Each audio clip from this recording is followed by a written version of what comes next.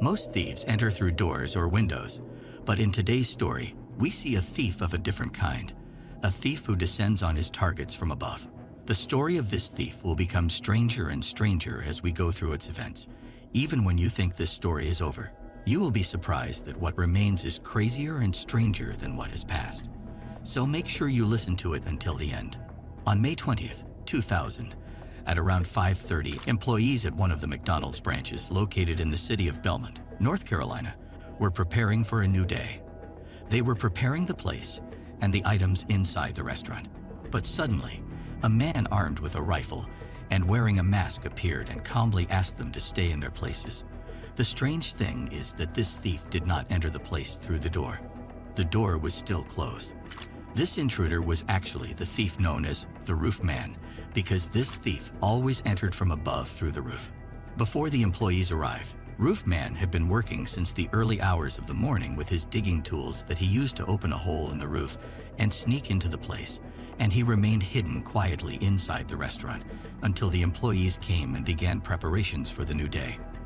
Then Roof Man emerged from where he was hiding and calmly asked them to follow his instructions. And then the masked thief took the manager to open the safe inside the restaurant. The thief took all the money and then asked all the employees to enter the cooling room that was inside the restaurant. And before entering it, he kindly asked them if they wanted to take their coats with them to warm up while they were inside until the police arrived. So the employees took their coats with them, and he locked them up, and he escaped with the money he had taken. This thief, known as Roof Man, was actually one of America's most famous thieves at that time.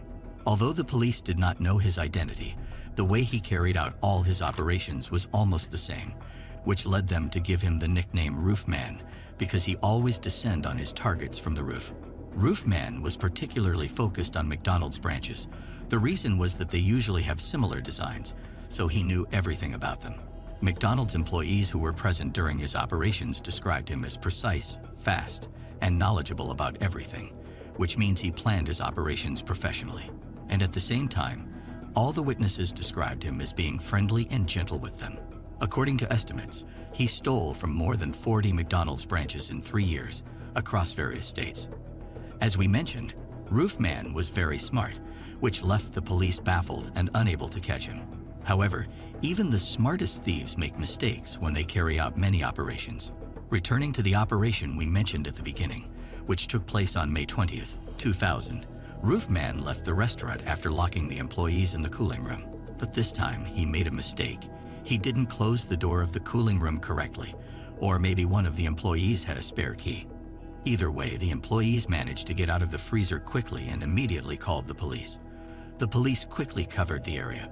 Roof Man raised his hands, surrendered, and threw away his rifle and the bag he was carrying. After the police questioned him, they found that his real name is Jeffrey Allen Manchester. Jeffrey grew up in the suburbs of California, and when he turned 18, he joined the Army. Due to his skills and abilities, he was selected for Special Forces training, but during one of the military operations, a problem occurred, and Jeffrey was used as a scapegoat and demoted from an active soldier to a reserve soldier, and this apparently affected his pride.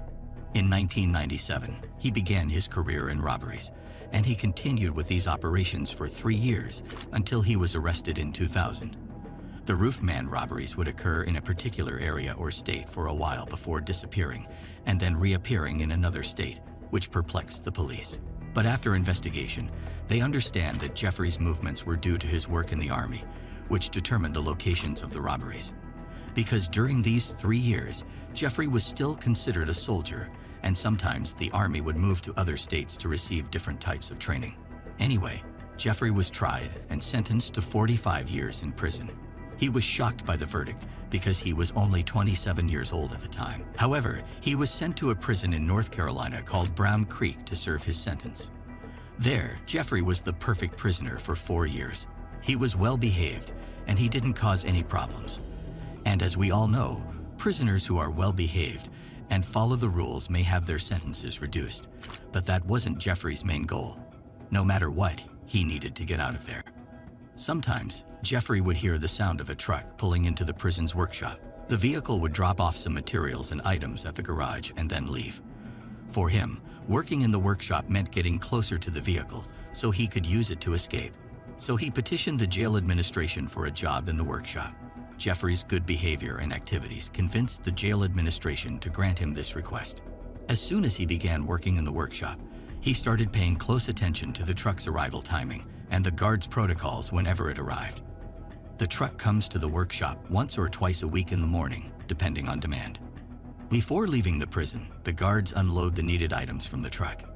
And in order to ensure that no inmates were hiding in the truck, the guards conduct an extensive search, which include opening all doors and the trunk and looking in every nook and cranny of the vehicle. There was no way for him to get away in the truck unless he vanished. He needed to deceive the guards' eyes.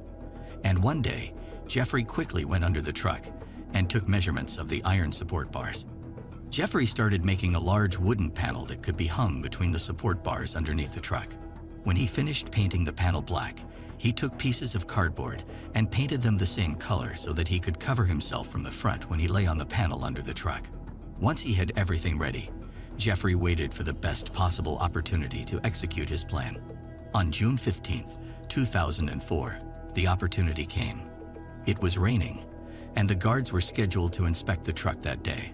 So he knew that it was his chance and that he must take advantage of the bad weather. He took the black panel and the pieces of cardboard, and as soon as the guards looked away from the truck, he hung the panel between the support bars and lay down on it. Jeffrey was sleeping on the suspended panel between the support bars. He then took the black cardboard pieces he had and placed one in front of him to cover his head and another behind him to cover his legs. After a short while, the truck driver returned with the guards to conduct the routine search of the truck before leaving. They were in a hurry because, as we mentioned earlier, it was rainy and the weather wasn't good. So the guards quickly checked the truck from the inside, and then they took a stick with a mirror at the end to check underneath the truck. They didn't notice anything strange because the black color of the wooden panel and cardboard pieces made them blend in with the rest of the components under the truck. In this way, Jeffrey stayed on the wooden board until the truck moved away from the prison, and then he jumped off. This made the roof man the first prisoner to escape from Brown Creek Prison since its establishment. The guards at the prison never expected this to happen, so they took some time until they discovered what was going on. Once they found out, they informed the police, who spread throughout the area trying to locate Jeffrey, but he had already disappeared without a trace. The authorities thought that he might try to return to his hometown in California, where his family still lived. However, contrary to all expectations, Jeffrey decided to stay in North Carolina, in a town near the prison. The town is called Charlotte and is only a few kilometers away from the prison. Therefore, he chose to hide in a toy store. As soon as he entered the store, he looked like any other customer and began to think about where he could hide without being seen. The store was huge, and after searching, he found a large wooden display on the wall with a small space behind it. No one could see him there unless they removed the wooden display. Jeffrey entered the small space and waited until the store closed. Then he went out and started his shopping spree. He took everything he needed, including a bed, blankets, and even children's meals. The second thing he needed to take care of was the surveillance cameras, so that he could know the appropriate times to leave. Jeffrey was able to break into the manager's office as usual from the roof, and there he found all the surveillance camera systems and the employee schedule, and began studying everything carefully. He understood how the surveillance system worked, how to turn the cameras on and off, the angles of the shots, and all the details he needed. He then studied the employee schedule, knew their names, their working hours, and how the work was distributed among them, gathering all the information he needed to live comfortably in this place without being discovered. And that's exactly what happened. Jeffrey remained hidden in his usual spot behind the wooden display window and only came out at night after the store was closed. He knew the police were patrolling the area and looking for him everywhere, so he wasn't willing to take any risks. He survived by eating the children's food sold in the store, which was enough to keep his life safe without being caught. He was in a toy store where he had many things to entertain himself. He played with remote control cars at night, and sometimes he rode a bike around. Months passed, and he spent more than 4 months in the Toys R Us store without leaving. It was like he was living in a prison, but he didn't want to break free until he had a solid strategy in place. However, the end of the year was approaching, and by that time, a store like Toys R Us would be crowded all the time. If Jeffrey remained here, he might put himself in danger of being found. Hence, he decided that it was time to start looking for a new place. In fact, the Toys R Us store was located next to a huge electronics store called Circuit City. However, the electronics store has been evacuated and shut down. The store was completely empty from the inside, and there was a shared wall in the middle between it and Toys R Us. One night, Jeffrey climbed onto the roof of Toys R Us and walked until he reached the roof of the abandoned Circuit City building. He had stolen digging tools from the maintenance room in the Toys R Us store. He used them to create a hole in the empty roof of Circuit City and went inside the building. There he found the perfect hiding place, a stairwell with an empty space underneath it, covered by light wooden panels painted to match the wall. He removed the panels and went into the space underneath. The space was small, dirty, and dark, but perfect for hiding. Jeffrey cleaned the place and then managed to provide it with electricity from the nearby Toys R Us store. He also installed ventilation and air conditioning, and he found a way to connect the two stores through the maintenance room in Toys R Us, instead of moving between them from the roof. He opened a hole in the wall of the maintenance room, which was adjacent to Circuit City, under a set of shelves, making it difficult to notice. Through this hole, he connected the hiding place under the stairs in Circuit City to the Toys R Us, making it a secret passage that he could use to enter and exit at any time. The space he carved out for himself under the stairwell became his personal paradise. He had access to electricity, which allowed him to bring a bed, lighting, and a portable screen that he used as a monitor. In order to spy on the personnel and customers of the Toys R Us from his hidden room, he stole many small cameras originally intended for monitoring kids and strategically placed them throughout the store. Jeffrey created the perfect system to stay out of sight and avoid getting caught while also enjoying maximum freedom. However, after months of self-imposed isolation, he began to feel bored and lonely. Many months have passed since his prison escape, and it's likely that the police are not actively looking for him anymore, so he decided to go outside his secret room. But before that, he shaved his beard and cleaned up his appearance so that no one would identify him. It was the first time Jeffrey had been out in public since he entered the Toys R Us store, and he was very happy with this experience. However, after that, Jeffrey realized that he would need money to enter the shops and restaurants in the town. Therefore, he planned to rob Toys R Us, but instead of taking toys, he would take cash. But then he discovered that the money was locked in a strong safe in the manager's room, which meant that it would be an armed robbery. However, he was unarmed, and during his exploration of the city, he discovered the location of a weaponry shop. He went back to his room to get everything ready. At 2 a.m., he emerged from his hiding place and made his way to the nearby gun shop. He dug a hole in the store's roof, like he often does, and stole 4 handguns, then walked out of the shop and went back to his hidden lair. On November 28, 2004, in the early morning hours before any customers entered the Toys R Us store, Jeffrey wore his mask and took his gun, and he entered the store. As usual, he politely asked them to be quiet and lie down with their faces on the ground. Then he asked the manager to open the safe and give him all the money inside. After taking the money, he ran to the back of the store and opened the emergency door, which triggered the fire alarm. However, he didn't actually leave through that door. He wanted to deceive and mislead them into thinking he had left. He then returned to his secret room in the store. The staff immediately called the police and told them that the thief had left through the emergency door. The police began searching the surrounding area but didn't realize that the thief was hiding in the adjacent store. Meanwhile, Jeffrey was in his hidden room counting his loot, which amounted to around $15,000. He waited in his hiding place for a few days until the search operations calmed down. After a few days, Jeffrey started going out daily, strolling around the town, and visiting public places and shops without any fear of being caught. He even started going to the church in the town regularly, where he met people and made friends, including the church pastor himself. He even used to bring stolen goods from Toys R Us as gifts for the orphans. He chose a pseudonym and named himself John Zara, aiming to start a new life with a new identity away from prison and his criminal past. He frequently went to church and became an active member. One day, a volunteer named Leigh Wainscott caught his eye, and the two of them set up a time to meet and get to know each other better. However, Jeffrey told Leigh that he was actually an agent in the American Intelligence Agency and that he was on a mission that he couldn't disclose any details about. This was his excuse for not telling her where he lived or giving her more information about his life. Jeffrey shared the same story with everyone he met through the church, and they all believed it or at least didn't question it. For a while, Jeffrey enjoyed this routine, but eventually he became tired of it. He realized he couldn't keep this up forever. Jeffrey knew that he had to examine the place and find a new way of living.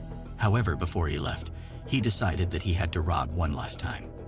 He planned to do the same thing he did in the first theft, but this time things didn't go as he wanted. His pride made him make a stupid mistake, so the operation wasn't as accurate as usual. Like the first operation, the attack had to be in the morning once the store got open before the customers started getting in. He watched the employees through his screen, waiting for the opportune moment to surprise them. He needed all the employees to be in one place so that he could threaten them collectively with his weapon. He kept watching until he saw the perfect moment, and then he entered the store carrying his weapon. He pointed the gun at the employees, but what he didn't notice was that there was an employee who was far from the others. As soon as he realized what was happening, he ran from the store, and Jeffrey's plan was foiled. Due to the tension and rush, he forgot to open the emergency door, and the alarm did not ring. When the police arrived, the employees told them about this information and concluded that Jeffrey was still in the building. This time, the police searched the place thoroughly, and when they reached the maintenance room, they were able to find the hole that Jeffrey had dug between Wizard's shop and the abandoned city sack store.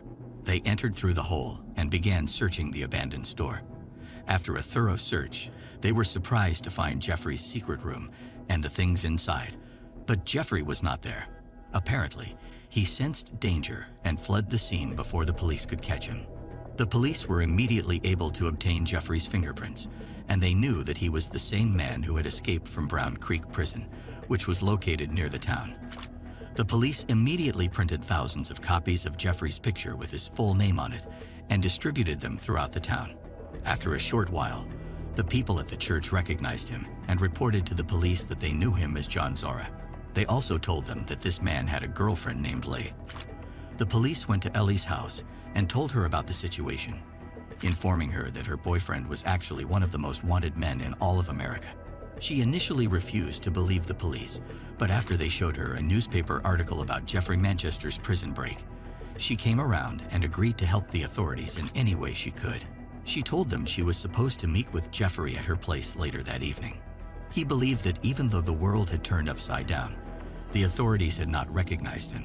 He intended to visit his lover at her house before disappearing and informing her that the intelligence agency had assigned him to a brand new mission far away. Although Jeffrey knew that there was a risk involved, he wanted to see her and reassure her before he disappeared.